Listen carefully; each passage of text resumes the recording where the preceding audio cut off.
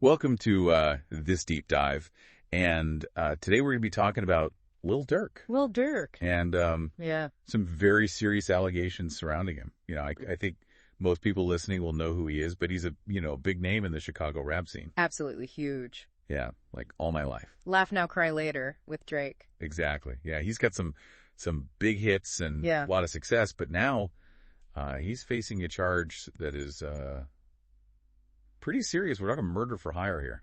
Yeah, this is really serious stuff. Yeah, so we've got a Forbes article that kind of breaks down the arrest Right. and what they think is the plot and then the fallout in Chicago. Yeah, and some interesting connections to the Chicago political scene as well. Exactly. And this isn't just like celebrity gossip, No, This is a story about like fame and revenge and loyalty. the legal system. Yeah, exactly. High stakes. High stakes. So let's jump right into it. Let's do it. What exactly is Lil Durk accused of? So he's accused of basically putting a bounty on the head of another rapper named Quando Rondo. Okay. And this is like straight out of like a Western movie or something like that. Yeah. But the prosecution is alleging that this stems back to a 2020 incident where Lil Durk's close friend and also a rapper named King Von Right. was killed. Okay, so Lil Durk wanted Quando Rondo dead, Yeah. but he didn't actually do it himself. Yeah, that seems to be the accusation, that he's not accused of being the shooter himself. 5 other people have been arrested in connection with this case, and they're all connected to Lil Durk's rap collective, which is called Only the Family. Okay, wait, hold on. Only the Family. What is that? So that's his record label, but it's also like his crew. Okay. And, it's more than just a business venture. It's a very tight-knit group. A lot of these guys come from, the same streets in Chicago. Right. And there's a really deep loyalty there. So that might explain, why this whole thing is going down. So if Lil Durk wasn't the shooter, then how does he figure into all of this? Like, are they going after him just for thinking bad thoughts about revenge or something? So they're building a case around conspiracy, Okay. which is always a bit tricky. But they don't need to prove that he was at the scene of the crime. They just need to prove that he was part of the planning, the agreement to commit the crime, or that he helped finance it. Ah, okay. So we're talking phone records, money trails, witness testimonies, that sort of thing. Yeah, so even if he wasn't there physically, if they can prove that he was like the brains behind it. Yeah, like the mastermind. Yeah. Then he's just as much in trouble. Absolutely. In the eyes of the law, he's just as culpable as the person who allegedly pulled the trigger. Wow. Okay, this is heavy stuff. So before we go any further, I think we need to rewind a little bit and talk about the death of King Von, because it seems like this is really the key to understanding everything that's happening now. For sure. So what happened there? So back in 2020, King Von was shot and killed outside a hookah lounge in Atlanta. There was an altercation between his crew and another group that was led by Quando Rondo. Okay. And things escalated, shots were fired, and tragically, King Von lost his life. So this shooting is what sparked everything that's happening now. It seems so, yeah. And this is what the prosecution is saying. This whole thing is motivated by revenge. It's a classic rap beef gone deadly. Right. Right. So we've got this backstory of the shooting. We've got the allegations against Lil Durk. Yeah. We've got this crew.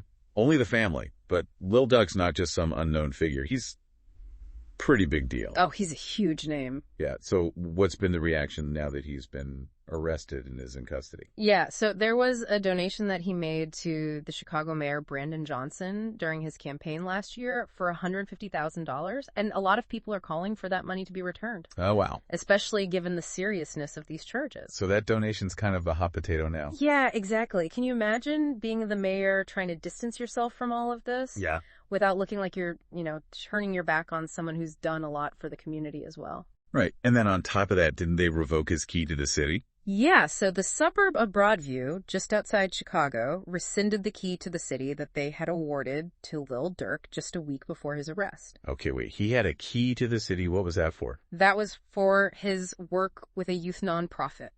So on one hand, you've got Lil Durk giving back to the community. On the other hand, you've got these very serious allegations. Yeah. It's interesting because it makes you wonder, like, how much of an artist's image is real and how much is, carefully constructed. It's a great question, and it's a question that a lot of people are asking right now, especially in light of this case. This is fascinating. Okay, so we've talked about the charges. Yeah. We've talked about the history, the fallout. What about the other side of the story? What about Quando Rondo? How's he reacting to all of this? Yeah. So right after the arrests were made, he actually dropped a new song. Oh, wow. And the song is titled Life Goes On, and it seems to directly address his cousin's death and everything that's been going on. So is he like dissing Lil Durk in the song? Is he calling for more violence? Not at all. It's actually the opposite. He's talking about the pain of loss and the scars from street life. Okay. There's one line in the song where he says, "I'm scarred from all the losses in the streets. I never thought I'd see your name next to R.I.P." Oh, wow. It seems like he's really trying to grapple with, the weight of everything that's happened. Yeah, I can't imagine, having someone so close to you killed and then being caught in the middle of this whole alleged revenge plot. Right. It's a lot to deal with. Has he said anything else about it? Yeah, he's been active on Instagram talking about forgiveness and wanting to distance himself from what he calls street shit. Do you think he's being genuine? Yeah. Or is it just, a PR move to make himself look better given everything that's going on? It's hard to say for sure what's going on in his head, but he does seem to be trying to step away from the violence and find some peace, which is really interesting because if you remember, the prosecution is saying that this whole thing was sparked by his associate allegedly shooting King Von in the first place. Right, the self-defense claim. Exactly. So if he's really trying to move away from that world, then it kind of, puts a wrench in the prosecution's theory that this was all motivated by revenge. Yeah, it definitely adds another layer of complexity to this whole case. For sure. Okay, so we've got these two sides. We've got Lil Durk, allegedly caught up in this cycle of revenge. And we've got Quando Rondo talking about forgiveness and moving away from violence. Yeah. But it feels like this story is also touching on something bigger, something about the music industry itself. What do you think? I totally agree with you. This case is like a window into the world of hip hop. Yeah.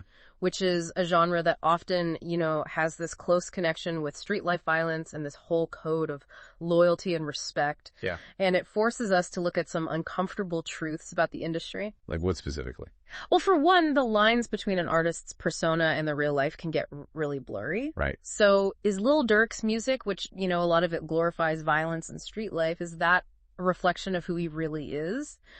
Or is it all an act? And if it is an act, how much does that matter when you're dealing with real lives at stake? It's almost like the music becomes like a self-fulfilling prophecy. Right.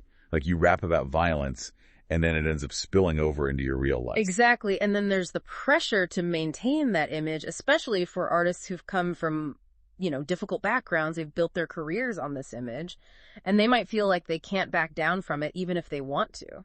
And that pressure can have some pretty deadly consequences. It absolutely can, as we're seeing in this case. So what's the answer? Do we censor the music? Yeah. Do we tell artists that they can't rap about their experiences? That's tough. I don't think censorship is ever the solution.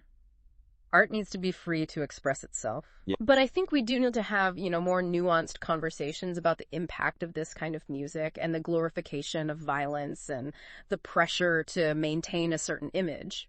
Right. These are complex issues. Yeah, we need to hold artists accountable for their actions, but also recognize that they're, products of their environment. It's tricky. It's very complicated, and I think this case is really pushing that conversation to the forefront. We've covered a lot of ground in this deep dive so far. We have. We've gone from dissecting the charges to talking about the history to the complexities of the music industry and the ethical dilemmas. Absolutely. This is a story with a lot of layers. Yeah. And we're only scratching the surface. For sure. So when we come back, we're going to dive into the legal side of things. Okay. What kind of future is Lil Durk facing? What happens if he's found guilty? What impact could this have on his career? Yeah, and we'll explore the bigger implications of this case for the world of hip hop. Is this a turning point for the industry? Will it force them to confront some of these issues? So stay tuned for part 2 of this deep dive where we'll continue to unpack this really complex and fascinating case. Welcome back to this deep dive. We left off talking about, this sort of collision between Lil Durk's image and his real life. Yeah, the image versus reality. Exactly. And the legal trouble he's in right now. Yeah. So let's dig into that. What exactly are the legal ramifications here for Lil Durk? So these charges are serious, very serious. It's like we're talking federal level conspiracy to commit murder for hire. And if convicted, Lil Durk could be looking at decades in prison. Decades. Wow. That's intense. So break it down for me. What does it take for the prosecution to win a conspiracy case like this? Right. So as we discussed earlier, they don't have to prove that he pulled the trigger. Right. But they do have to convince the jury that he was part of the planning. Okay. The agreement to commit this crime, that he financed it, and that's where those phone records, the credit card trails, witness testimonies, all that stuff comes in. Right, so they need a direct link between Lil Durk and the actual plot to kill Quando Rondo. Precisely, they have to build that case, and the defense obviously try to poke holes in that, challenge the credibility of witnesses cast out, and that's what makes this so fascinating. Right, because even if he's acquitted, his life has been upended. I mean, he's been in custody since the arrest. Absolutely. His reputation's taking a hit, the key to the city revoked, Yeah, there are consequences even before a trial, Right, it's a lot, and it makes you wonder what happens to his career. Like, say he's found guilty, is it over? I mean, a conviction on charges this serious, it would almost certainly mean the end of his career as we know it. Yeah. I mean, think about it. A lengthy prison sentence makes it impossible to record, to tour, to stay relevant, especially in a genre like hip-hop that moves so fast. What if he's found not guilty? Can he bounce back from all of this? Possibly, but there's always going to be that stain. And this case, it's brought a lot of negative attention, and it kind of reinforces what we were talking about before, the image in the music industry. Right, like how much is real? Yeah. How much is constructed? Exactly. Lil Durk built his career on this image of street life and violence, and now that image is kind of clashing with reality in a very serious way. It's a big question. Can an artist separate themselves from the art, especially when that art is so intertwined with their life? It's a question I think a lot of artists grapple with, and I don't know that there's an easy answer. Before we wrap up, I want to go back to something you mentioned earlier, Lil Durk's philanthropic work. Oh, yeah. He does give back to his community, right? He does. He's known for supporting youth organizations trying to lift up those same neighborhoods that he came from, which, again, adds a layer of complexity. And because it makes you wonder, is someone capable of good also capable of something like this? Are we getting the full story? It's a reminder that people are complicated. We contain multitudes, right? The good, the bad, the light and shadow. And it's up to each of us to figure out how we weigh those different aspects of a person's life. Yeah, that's a really good point. So much to unpack here. What's the biggest takeaway for you in all of this? This case is captivating, but it's really just a symptom of larger issues, Poverty, systemic inequality, the glorification of violence. These are the root causes, and they go way beyond just one artist or one song. It's so easy to get caught up in the drama, the celebrity of it all. But you're right, we can't lose sight of the bigger picture. We have to remember, this isn't just a story. These issues have real consequences. Real victims and real people are hurting. This has been a roller coaster of a deep dive. Yeah. We've talked about the charges, the music industry, ethical questions. Wow, what a journey. It's been a lot. It has. We've only scratched the surface, but I think we've provided a lot for people to think about. Thanks for joining us on this deep dive. It's been a pleasure. We encourage you to stay informed, ask those tough questions, and most importantly, be a part of the change we need to see in the world. Okay, welcome back. We've been talking about, the Lil Durk case and all the layers, and it's a complicated one for sure. So, in part two, we kind of left off talking about, could he bounce back even if he is found not guilty? What does his future look like? Right, and it really all comes down to, what happens legally right now. Exactly. So let's talk about that. Like, what is Lil Durk facing in the legal system right now?